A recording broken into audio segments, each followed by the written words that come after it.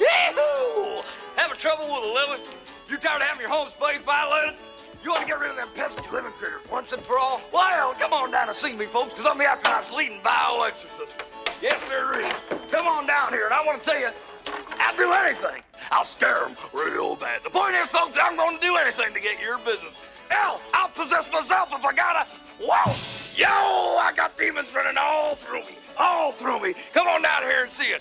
And hey, if you act now, you get a free demon possession with every exorcism. Now, you can't beat that, can you? And bring a little parts down here. Hell, we got plenty of snakes and lizards for them to play with. There's no problem with that at all. So, say it once, say it twice, third time's a charm. And remember, I'll eat anything you want me to eat. I'll swallow anything you want me to swallow. So come on down now. Chew on a dog. Oh!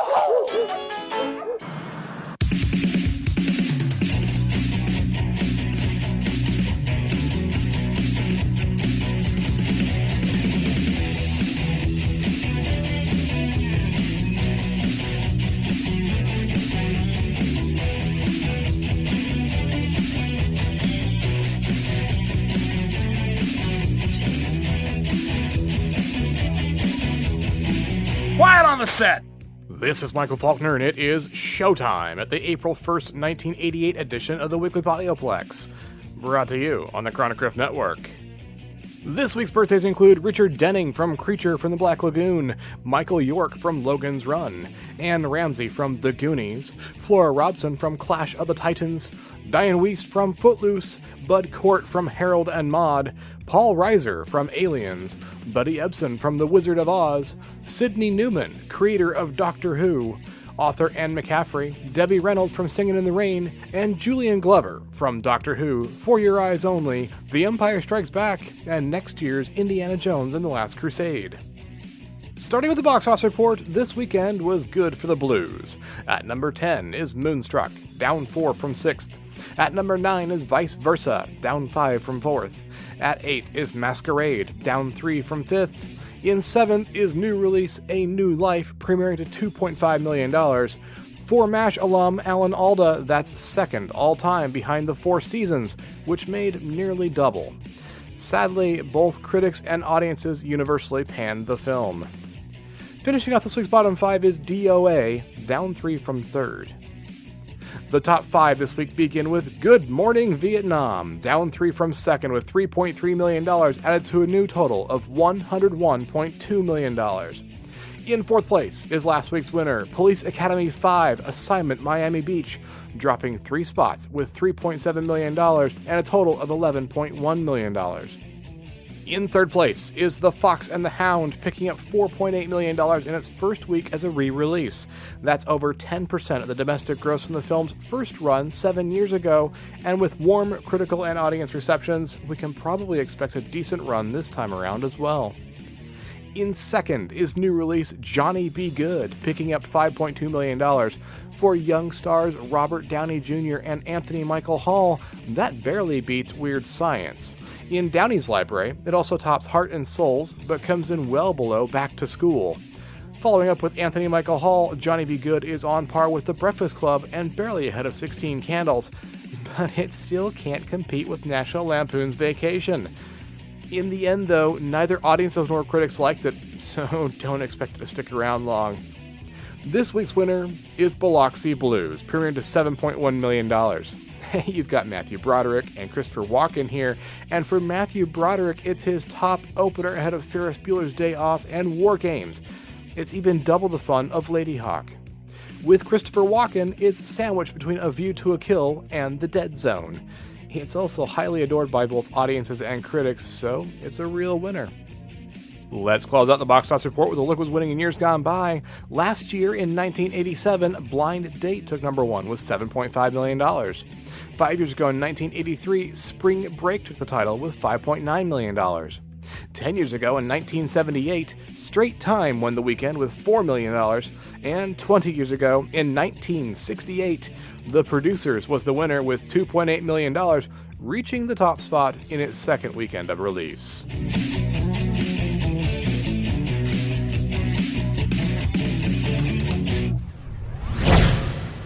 The box office premieres for April 1st begin with nuts and end with horror. This week's headliner is Beetlejuice, a fantasy comedy starring Alec Baldwin, Gina Davis, and Michael Keaton. Help them, please. Sure, I can help. You gotta help me. What? Look, how much you might call an illegal alien, okay? I want out, for good. In order for me to do that, hey, I gotta get married. Hey, these aren't my rules. Come to think of it, I don't have any rules. Come on. Look, you think of it as a marriage of inconvenience, okay? We both get something. I get out. You get to say you're hitched to the most eligible bachelor since Valentino came over. We're even, babe. Okay, just help them. Sure.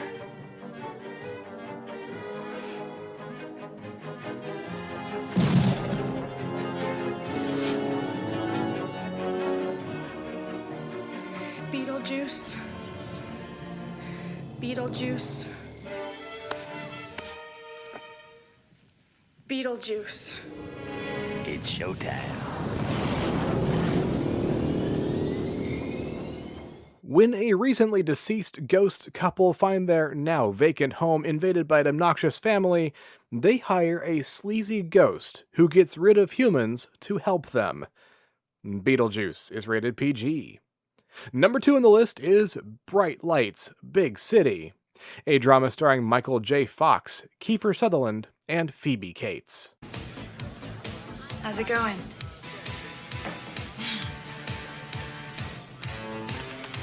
How's it going?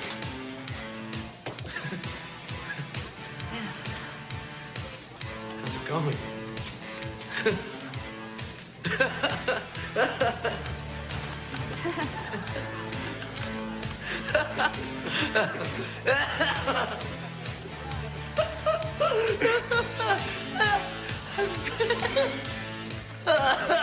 Oh, Faye, how's it going?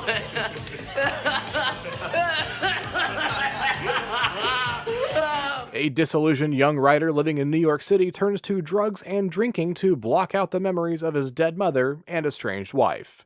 Bright Lights, Big City is rated R. And number 3 on the list is The Seventh Sign, a fantasy horror film starring Demi Moore, Michael Biehn, and Jürgen Prochnow.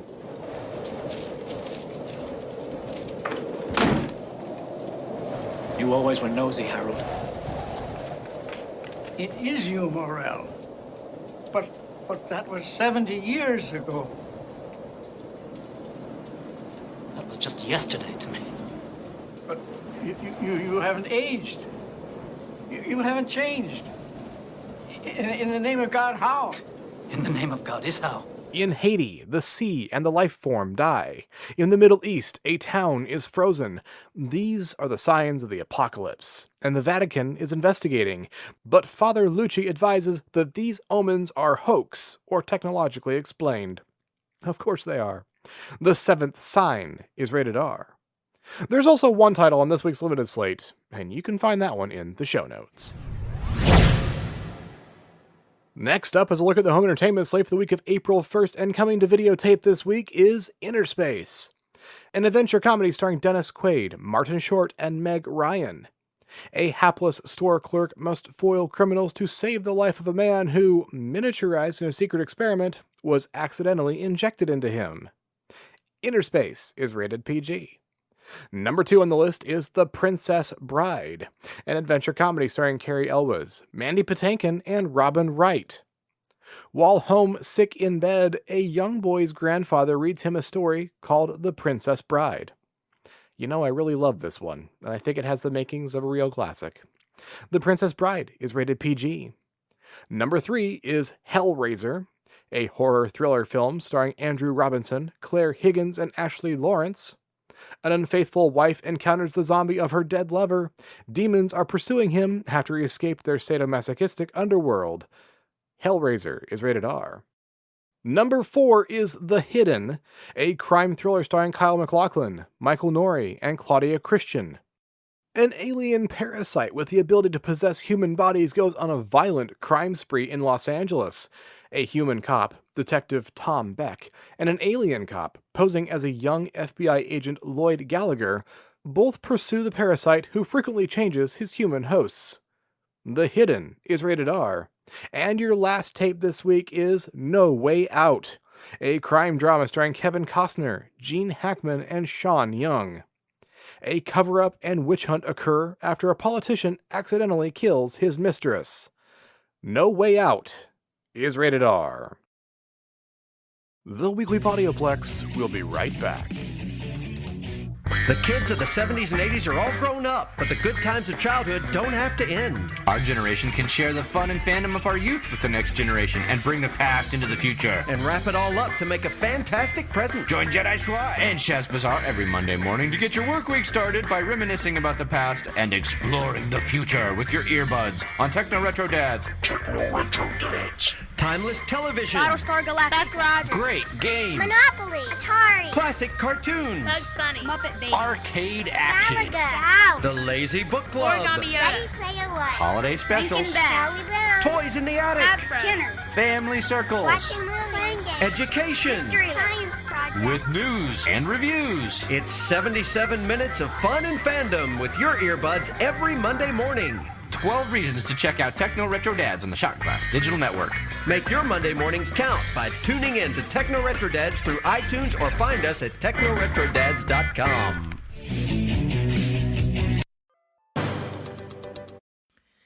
And welcome back to the Weekly Podioplex. I'm Denise with your Quick Flicks.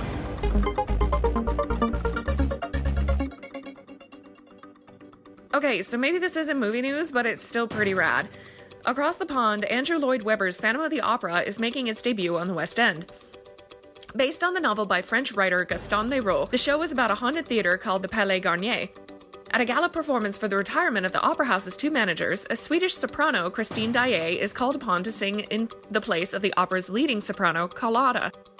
Her performance is an astonishing success. During the performance, the Vicomte Roux de Chagny recognizes her from his youth and remembers his love for her. But deep in the recesses of the theater is the Phantom, who demands the managers allow Christine to play the lead role of Marguerite in Faust, and that Box 5 be left empty for his use. What follows is a crazy story of love, murder, revenge, and a mask. It promises to be the show of the year. Sigh, if only I had the money to go. Next, the Oprah Winfrey Show is a thing that is happening, and I'm kind of excited for it. It doesn't look like it's going to be a talk show, but it doesn't look like it's going to be annoying either. I'll take a watch and let you guys know what I think. Joining the Oprah Winfrey Show is ALF, which I don't even know.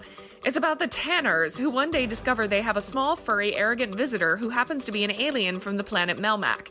Unsure of what to do with him, they name him Alf.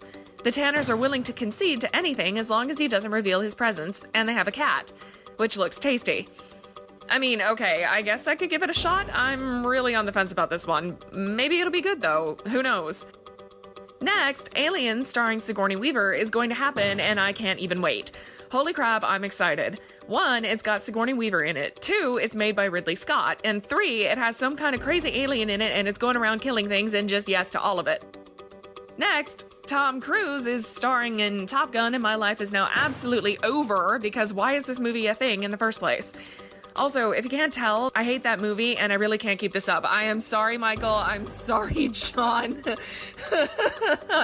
Do you guys know how difficult it is to find news from the 1980s? I mean, you would think that I could do it, but trying to find reports on movies and whatnot that I could then spin for my own nefarious devices is ridiculously hard. This crap is harder than it needs to be. I call shenanigans. And April Fools.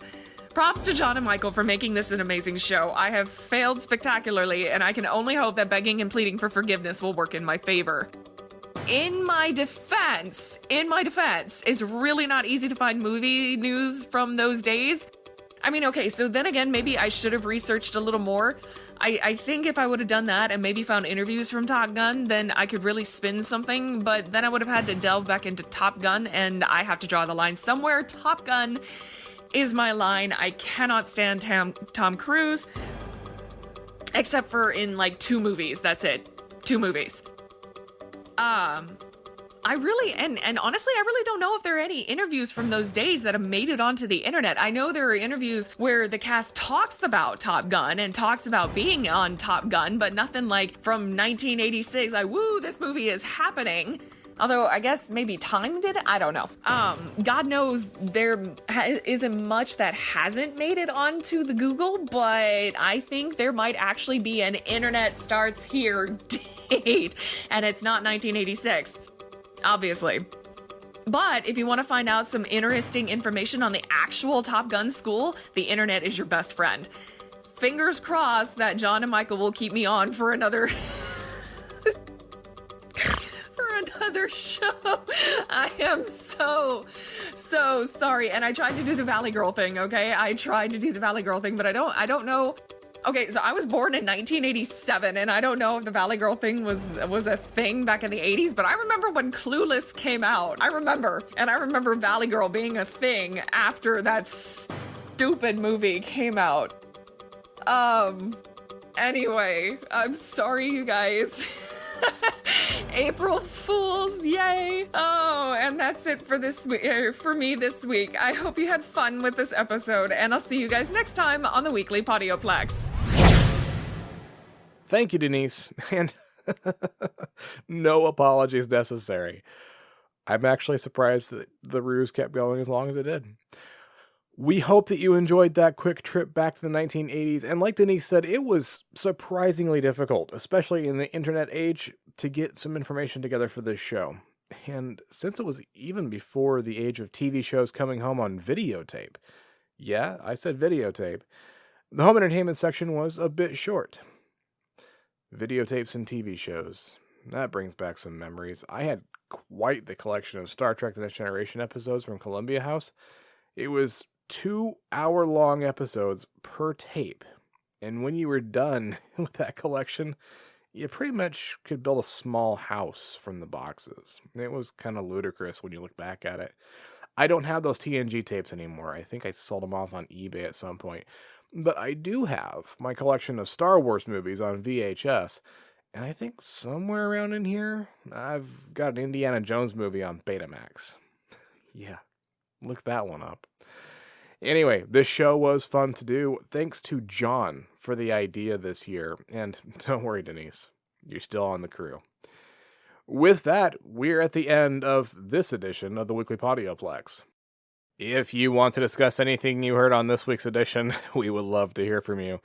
You can surf on over to the Chronic Rift homepage at chronicrift.com and leave an audio message right there on the website using your microphone. Just click the widget that says send voicemail and follow the prompts. You can also write an email or send an MP3 to weeklypodioplex@gmail.com. If 140 or 280 or however many characters they've got these days on Twitter is more your thing, you still tweet us there. The Chronic Rift is chronic_rift. Weekly Podioplex is Weekly Podioplex. Denise is Riley James Keith, all one word. And I am Womprat99, like the creature Luke with Bullseye in his T16 in Beggar's Canyon. You can give the Chronic Rift a thumbs up on Stitcher Radio, leave us a review on iTunes, and you can find the Weekly Podioplex and the Chronic Rift on Facebook. Now, of course, the usual disclaimer applies. If you leave us feedback, you may hear your words on future edition of the Weekly Podioplex. Take a moment, stop on by, and see what the shows the Chronic Rift Network has to offer. The main show is offered weekly via Facebook Live, where you can grab a cuppa and join in the fun at 9 a.m. Eastern Time on Sunday mornings. Or, if you can't make it then, listen later in the podcast feed. We also explore some of our favorite pop culture in the Batcave podcast, the OSI Files podcast, the G2V podcast, Generations Geek, Present the Transcription feature, the Dan and Travis Show, the Sci-Fi Diner podcast, Doctor Who and Mr. Drew, the Home Game Show Version podcast, and so much more. If you have a Roku player, you can treat it like a time machine and find us there on the Chronic Rift's Roku channel, which houses episodes of the Chronic Rift's adventures in the 1990s, when it was a public access television show on the New York City airwaves. That's right, the year for this episode actually predated the Chronic Rift's adventures by 2 years. If you don't have a Roku player, it's not a problem because John is also uploading those episodes to Facebook and to YouTube. So, hey, check us out and find the culture in pop culture.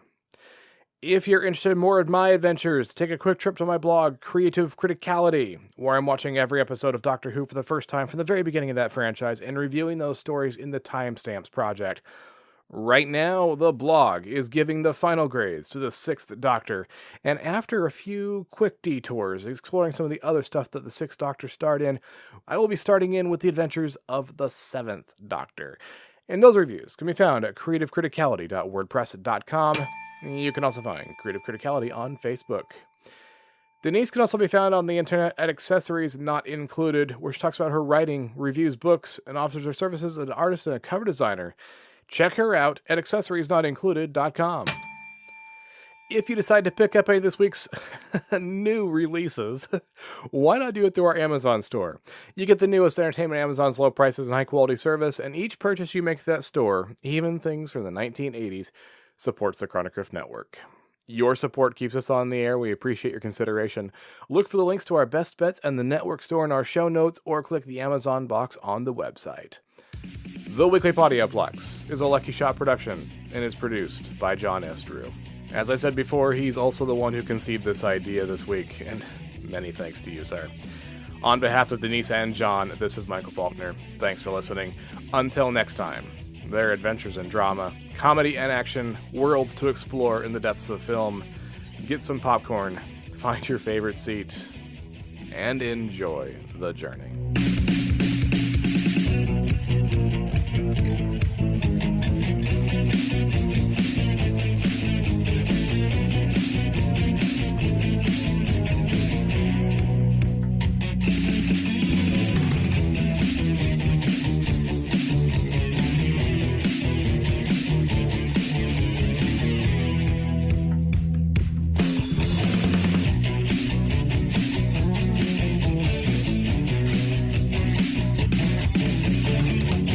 That's a wrap!